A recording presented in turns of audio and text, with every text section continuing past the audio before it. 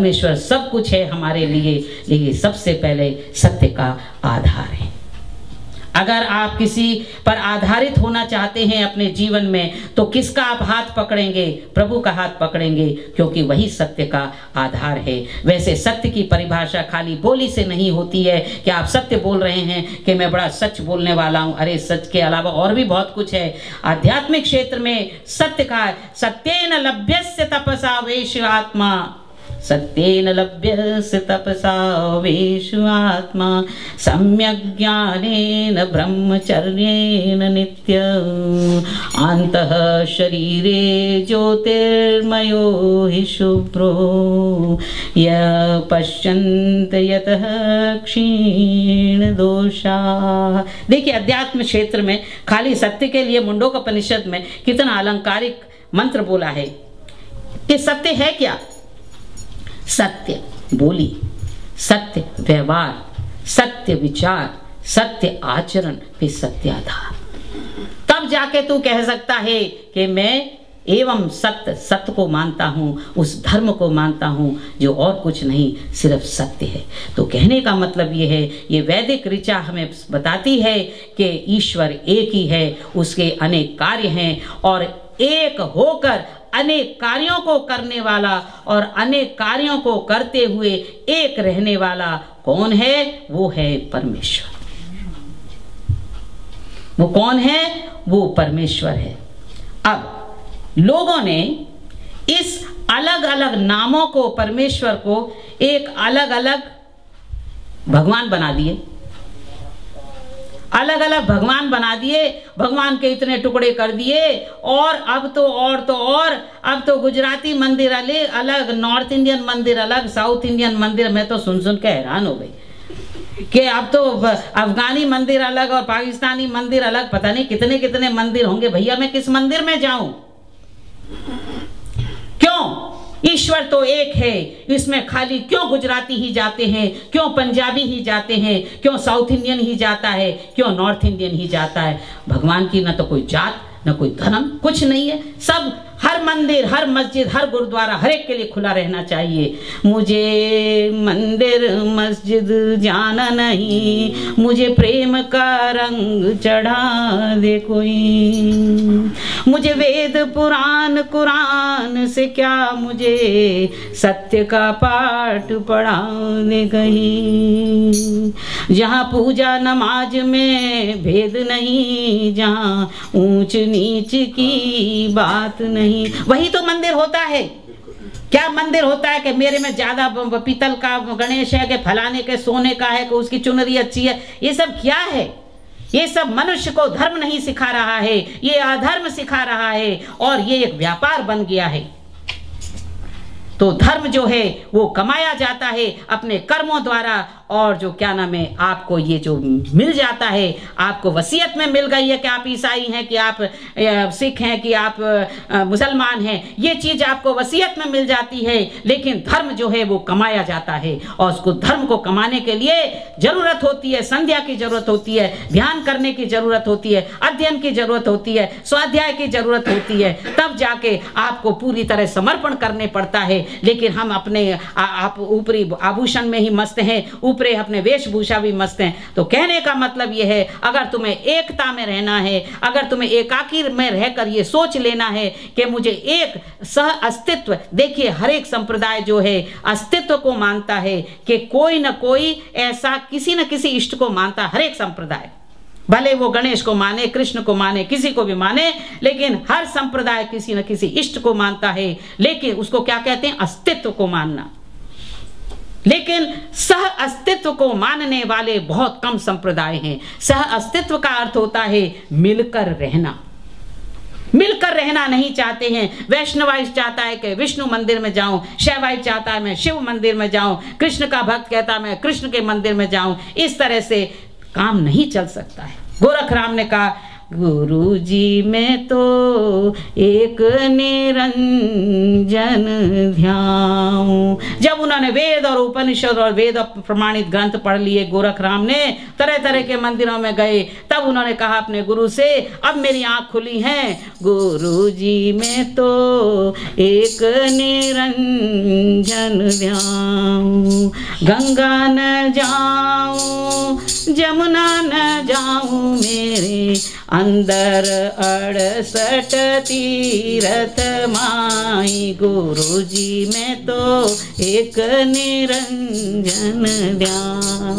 तो देखिए, जब मैं अकेली बैठी रहती हूँ अपने आप ही रो लेती हूँ, मैं जब भजन करती हूँ अपने आप ही रो लेती हूँ। जब कोई है ना, मैं कुछ अपनी एक विश्लेषण बहुत करती रहती हूँ मैं, ये मेरी एक आदत है कि एक शब्द को ले लूँगी। उस दिन कुछ शब्द पढ़ा मैंने, बार बार वही शब्द आ रहा था वेदों में, रित सत्य। उसी पर मैं सोचने लगी, ये है क्या भला भाई, रित भी है सत्य है, दोनों का अर्थ एक होता है। लेकिन रित और सत्य में जब मैं आधा घंटा, 1 घंटा, 6 घंटा जब मैं सोचने लगी तो मुझे पता चल गया, रित भी सत्य है, सत्य भी सत्य है, लेकिन फर्क इतना है, रित अपरिवर्तनशील है और सत्य जो है परिवर्तनशील है। घड़ी में अभी 7:15 बजे हैं, 5 मिनट बाद 8:20 हो जाएंगे, ये सत्य है। लेकिन जो रित है वो परिवर्तनशील नहीं है। देखिए, मुझको 12 घंटा लगे रित और सत्य शब्द को का विश्लेषण करने में। तो राकेश भैया जी, मैं आपसे कहना चाहती हूँ कि अध्यात्म का जो जीवन है, जो हमारे ऋषियों संतों ने बिताया है, सत्संग के द्वारा ही जो उस विश्लेषण पे निकले, जो निष्कर्ष निकला, आज वो उपनिषद के रूप में हमारे सामने उपलब्ध है और हम पढ़ते भी नहीं हैं। उन्होंने तपस्या की, उन्होंने अध्ययन किया और तब जाके सत्संग हुआ उनके, और उन्होंने उपनिषद लिखे। उपनिषद नाम इसलिए दिया है क्योंकि उसमें ब्रह्म ज्ञान है और ब्रह्म विद्या है, इसलिए उन्हें उपनिषद कहते हैं। तो हमें चाहिए थोड़ा तो पढ़ें, कम से कम किताब तो छुएं ना, हमें तो बहुत काम है। खैर, अब प्रश्न ये उठता है कि एकता में अनेकता लाना और अनेकता कार्य करते हुए एकता में रहना, वो परमेश्वर की विशेषता है। इसलिए आप किसी भी वेशभूषा में हो, कोई भी आपकी भाषा हो, किसी भी आप नस्ल के हो, कोई भी रंग बिरंगे, कैसी भी आपकी चमड़ी हो, लेकिन सह अस्तित्व मिलकर रहना एक बहुत बड़ी कला होती है। जब तक हम मिलकर नहीं रहेंगे तब तक हमारे जीवन में और संसार में शांति, समाज में, परिवार में नहीं हो सकती है। इसलिए संगठन सूक्त में कहते हैं, ओम सह गच्छध्वम, ओम सह वद्दध्वम, ओम समानो आकुति, समानो हृदयानो नः, समानमस्तु वमनः, यथा सम सुसहासति। कहते हैं मिलकर चलो, तुम्हारा व्यक्तित्व जो है वो एक अस्तित्व संग रहकर होने वाला होना चाहिए, जिससे तुम्हारी जिंदगी शांति से बीत सकती है। तुम्हारे मन एक हो, तुम्हारा हृदय एक हो, तुम्हारे संकल्प एक हो। कैसा संकल्प हो? शिव संकल्प होना चाहिए। जागृतो धूर्मुदयति देवं तदु सुप्तस्य तदैवेति, धूरंगम ज्योतिषाम ज्योतिरेकम, तन्मे मनः शिव संकल्पमस्तु। तो शिव संकल्प वाला तुम्हारा मन होना चाहिए, तब जाके तुम ऐसे संकल्प करोगे, तब जीवन में कुछ तुम पा सकोगे।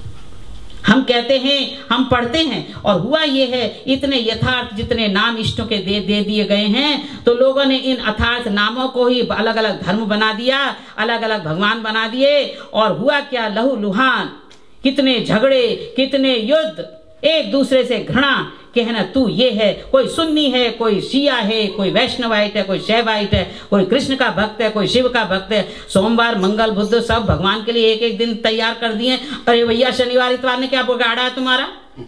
उस दिन लॉन्ग वीकेंड पे अपने घर पे सोते, उस दिन भगवान की जरूरत नहीं। ऑप्शन हो गया कि मैं कहती हूँ, हाँ सोमवार का आप व्रत नहीं करती डॉक्टर साहिबा? मैं सुन, सुबह ऑपरेशन रूम में जाती हूँ, दोपहर को ऑफिस देखती हूँ, शाम को 2 रोटी खाती हूँ, कोई पाप करती हूँ है कि मैं तो रोज ही व्रत करती जैसी हूँ, और 2 दफे मिल जाए तो भगवान की बहुत बड़ी कृपा है। कितनी दफे मैं अदरक से खा लेती हूँ, हरी मिर्चा से खा ले। कोई मुझसे पूछता है, मेरे पति पूछते हैं मुझसे, तुम खाए खाना, उनके लिए मैं जरूर 4 बजे उठ के खाना बना देती हूँ रोज। सुबह मैं 3:15 बजे उठती हूँ, भगवान मेरा साक्षी है। मेरे हस्बैंड जो 5 साढ़े 5 बजे भोजन ले जाते हैं, रोटी दाल चावल सब चाहिए उनको, फिर शाम को 4 बजे खाते हैं, उसके बाद कुछ नहीं खाते हैं। ऐसे पत्नी मेरा दायित्व है, मैं वो दायित्व निभाती हूँ, उसका वहन किया है मैंने शादी करके। लेकिन इसका मतलब ये नहीं कि मैं उस पर पूरी तरह समर्पण हूँ, मेरा समर्पण प्रभु के प्रति है। तो जो आपने रिस्पॉन्सिबिलिटी ली है अपने जीवन में, माँ के रूप में मैं अपने बेटे के लिए करती हूँ, पत्नी हूँ पति के लिए करती हूँ, लेकिन सर्वस्व जो है मैंने प्रभु को दिया हुआ है, न मेरे पति को न मेरे बेटे को। मेरे जीवन का वो जीवन भी क्या जीवन है जब जीवन का आधार नहीं, एक मानव शरीर मिला है, उसको क्यों मैं बर्बाद करूं? जितना रहना था रह लिए, अब मुझे भगवान के संग रहने दो और मुझे पूरी छूट है, कोई मुझे रोक नहीं सकता है। इसलिए आप लाखों बार हजारों बार ऋतंबकम यज्जामहे सुगंधिम पुष्टिवर्धनम उर्वारुकमिव बंदना मृत्युर्मोक्षमीय मां मृतात स्वाहा, इसका लाखों बार पाठ करते हैं। मृत्युंजय पाठ क्यों करते हैं? उसका वही ये सन्निहित, इसका अर्थ भी वही है कि हे प्रभु, इसका अर्थ मैं बताना चाहती हूं कि खरबूजे की तरह जिंदगी बिताओ, न कि नारंगी की तरह। तो एकता शब्द में इसी पर आ रही थी असली में कि एकता में और अनेकता में रहने के 2 रूप होते हैं, और एक रूप है संतरे वाला, दूसरा रूप है खरबूजा वाला। और पहला संतरा वाला क्या रूप है? बाहर से तो वो एकदम एक जैसा दिखता है, जैसे उसका छिलका छीलो फांक फांक करके अलग हो जाता है। और खरबूजा बाहर से फांके होती हैं, काटो तो अंदर से एक होता है। तो कहने का मतलब ये है कि हमारा जीवन जो है, बाहर से तो हम बड़े हाथ में हाथ मिला के पार्टियों में लोग जाते हैं, पति पत्नी, घर में महाभारत युद्ध होता है, और बाहर से तो हम देखते हैं दिखाते हैं कि हम बड़े एक हैं, लेकिन अंदर से हम बिखरे हुए हैं। ये संतरे वाली जिंदगी है। और खरबूजे वाली जिंदगी क्या है? बाहर से बड़े आपके विचार भिन्न हो, लेकिन आप अंदर से समानो हृदयम समानो व मनः समानो आकुतिः संगच्छद्वः संबद्धद्वः। तो ये क्या है कि एक समान अगर तुमको रहना है तो उस खरबूजे की तरह, ये ऋतंबकम यज्जामहे जो आप पढ़ती है ना हजारों बार, तो उसका अर्थ यही है, कह रहा है कि हे प्रभु, वो खरबूजा जो कि परिपक्व हो जाता है, पूरी तरह पक जाता है, तब वो अपने आप डंठल से छूट जाता है। उसी तरह हे प्रभु, मुझे भी तो मेरा जीवन पूरा परिपक्व हो जाए, 100 साल की मैं जिंदगी जीऊं और पूरा